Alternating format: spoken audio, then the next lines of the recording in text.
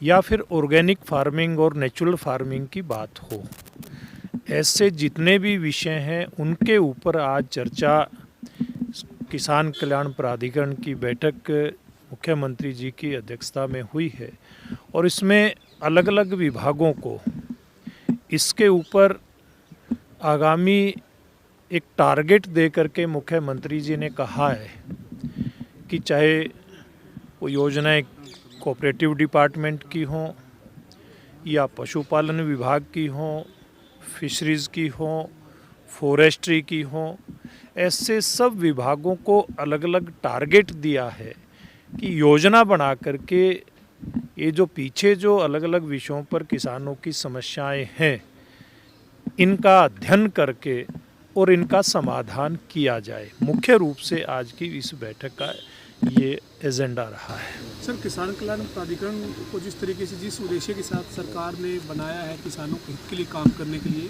तो आज इससे पहले बैठक हुई थी सर, उसमें अलग अलग काम दिया गया था।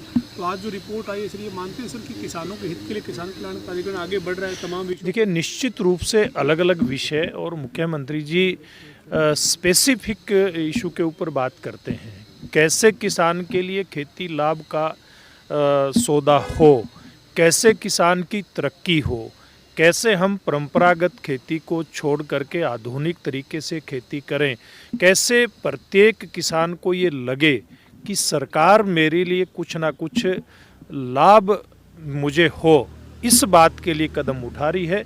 मुख्यमंत्री जी पॉइंट वाइज इस बात के ऊपर फोकस करके चर्चा करते हैं और निश्चित रूप में आज की ये बैठक जो हुई है भविष्य में इसके दूरगामी परिणाम आने निश्चित हैं। सर, पॉलिटिकल सवाल एक, आज भूपेंद्र सिंह हुड्डा को ईडी ने बुलाया था मनी लॉन्ड्रिंग के मामले में।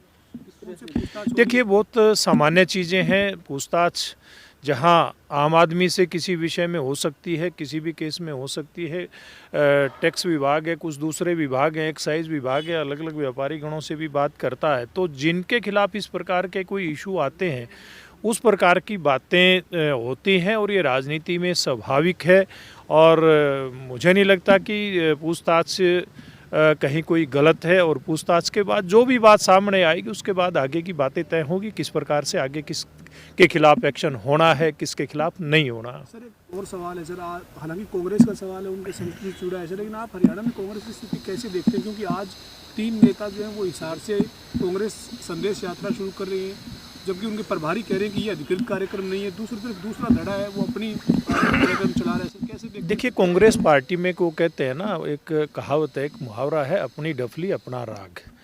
कांग्रेस में कहीं कोई संगठन नहीं है। इनके तो जितने नेता हैं उनका अपना एक संगठन है, जितने नेता हैं उनका अपना एक नीति निर्धारण का जो पार्टी की पॉलिसी तय करता है उनका एक अपना सिस्टम है। कहीं कोई हम लोग देख रहे हैं कि हरियाणा प्रदेश में किसी भी प्रकार का इनका कोई संगठन बेस्ड काम नहीं हो करके अलग अलग नेता अपने अपने क्षेत्र में अपने अपने राग को अलाप रहा है और निश्चित रूप से हम देखते आ रहे हैं पिछले कई सालों से ये लोग अपना संगठन तक नहीं बना पाए। हम लोगों ने पहले अशोक तंवर को देखा, उसके बाद कुमारी शैलजा को देखा, अब हम उदय भान जी को देख रहे हैं।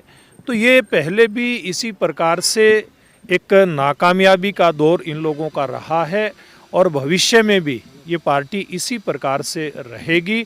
और दूसरी तरफ भारतीय जनता पार्टी से जैसे दल जो आज केंद्र में भी सरकार चला रहे हैं, हरियाणा में भी सरकार चला रहे हैं, हमने ग्रास रूट लेवल पर अपने संगठन को मजबूत करते हुए अपने चुनाव को भी गति देने का काम शुरू कर दिया है।